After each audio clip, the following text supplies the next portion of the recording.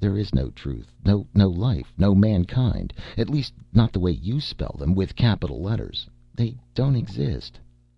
Micah's taut skin contracted into a furrow of concentration. "You'll have to explain yourself," he said. "You're not being clear." "I'm afraid it's you who aren't being clear. You're making a reality where none exists.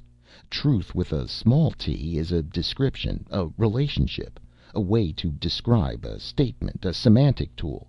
But capital T truth is an imaginary word, a noise with no meaning. It pretends to be a noun, but it has no referent. It stands for nothing. It means nothing. When you say, 'I believe in truth,' you are really saying, 'I believe in nothing.'" "You're wrong," Micah said, leaning forward, stabbing with his finger. "Truth is a philosophical abstraction, one of the tools that mankind's mind has used to raise it above the beasts. The proof that we are not beasts ourselves, but a higher order of creation. Beasts can be true, but they cannot know truth. Beasts can see, but they cannot see beauty." "Ugh," Jason growled. "It's impossible to talk to you, much less enjoy any comprehensible exchange of ideas. We aren't even speaking the same language. Aside from who is right and who is wrong, for the moment we should go back to basics and at least agree on the meaning of the terms that we are using. To begin with, can you define the difference between ethics and ethos?"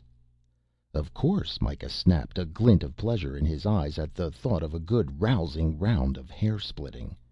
"Ethics is the discipline dealing with what is good or bad, or right or wrong, or with moral duty and obligation. Ethos means the guiding beliefs, standards, or ideals that characterize a group or community." "Very good. I can see that you have been spending the long spaceship nights with your nose buried in the books. Now make sure the difference between those two terms is very clear, because it is the heart of the little communications problem we have here. Ethos is inextricably linked with a single society, and cannot be separated from it, or it loses all meaning. Do you agree?" "Well—" Come, you have to agree on the terms of your own definition. The ethos of a group is just a catch-all term for the ways in which the members of the group rub against each other, right?" Micah reluctantly produced a nod of acquiescence. "Now that we agree about that, we can push on one step further. Ethics, again by your definition, must deal with any number of societies or groups. If there are any absolute laws of ethics, they must be so inclusive that they can be applied to any society. A law of ethics must be as universal of application as is the law of gravity." "I don't follow you." "I didn't think you would when I got to this point. You people who prattle about your universal laws never really consider the exact meaning of the term. My knowledge of history of science is very vague, but I'm willing to bet that the first law of gravity ever dreamed up stated that things fell at such and such a speed and accelerated at such and such a rate. That's not a law, but an observation that isn't even complete until you add 'on this planet.' On a planet with a different mass there will be a different observation. The law of gravity is the formula. The gravitational force is equal to the mass of both objects divided by the distance between the objects squared. And this can be used to compute the force of gravity between any two bodies anywhere. This is a way of expressing fundamental and unalterable principles that apply in all circumstances. If you are going to have any real ethical laws, they will have to have this same universality. They will have to work on Cassylia or Pyrrus, or on any planet, or in any society you can find. Which brings us back to you. What you so grandly call, with capital letters and a flourish of trumpets, laws of ethics, aren't laws at all, but are simple little chunks of tribal ethos, aboriginal observations made by a gang of desert sheep herders to keep order in the house, or tent. These rules aren't capable of any universal application. Even you must see that. Just think of the different planets that you have been on and the number of weird and wonderful ways people have of reacting to each other. Then try and visualize 10 rules of conduct that would be applicable in all these societies. An impossible task. Yet I'll bet that you have 10 rules you want me to obey, and if one of them is wasted on an injunction against saying prayers to carved idols, I can imagine just how universal the other 9 are. You aren't being ethical if you try to apply them wherever you go. You're just finding a particularly fancy way to commit suicide." "You are being insulting." "I hope so. If I can't reach you in any other way, perhaps insult will jar you out of your state of moral smugness. How dare you even consider having me tried for stealing money from the Cassylia Casino, when all I was doing was conforming to their own code of ethics? They run crooked gambling games, so the law under their local ethos must be that crooked gambling is the norm. So I cheated them, conforming to their norm. If they have also passed a law that says cheating at gambling is illegal, the law is unethical, not the cheating. If you are bringing me back to be tried by that law, you are unethical, and I am the helpless victim of an evil man." "Limb of Satan!" Micah shouted, leaping to his feet and pacing back and forth before Jason, clasping and unclasping his hands with agitation. "You seek to confuse me with your semantics and so-called ethics that are simply opportunism and greed. There is a higher law that cannot be argued." "That is an impossible statement, and I can prove it." Jason pointed at the books on the wall. "I can prove it with your own books, some of that light reading on the shelf there.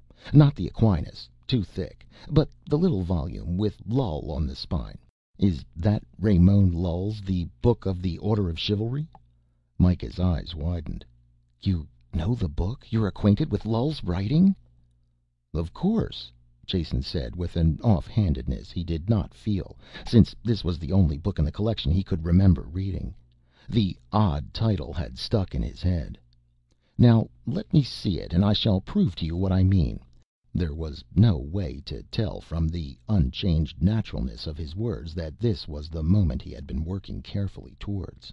He sipped the tea, none of his tenseness showing. Micah Salmon got the book and handed it to him.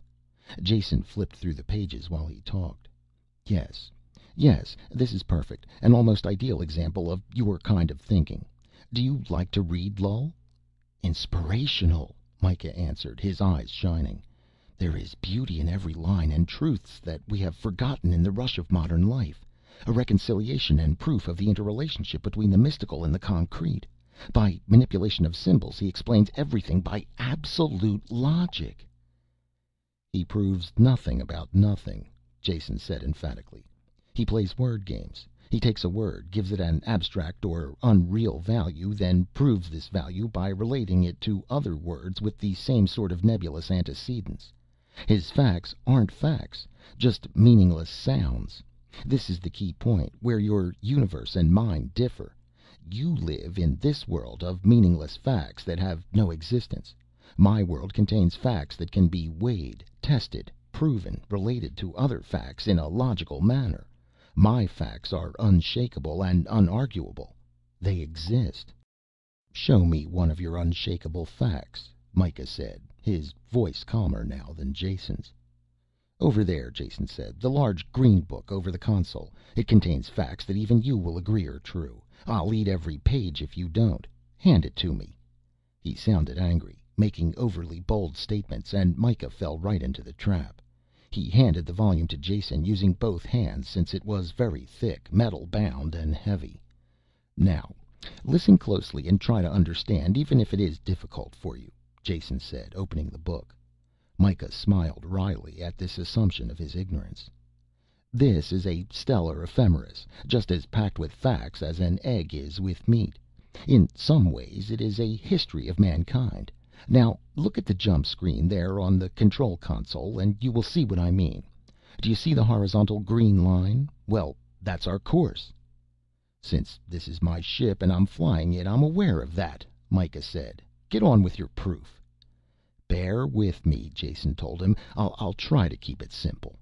Now, the red dot on the green line is our ship's position. The number above the screen our next navigational point, the spot where a star's gravitational field is strong enough to be detected in jump space. The number is the star's code listing, DB 890462229. I'll look it up in the book." He quickly flipped the pages. "And find its listing. No name.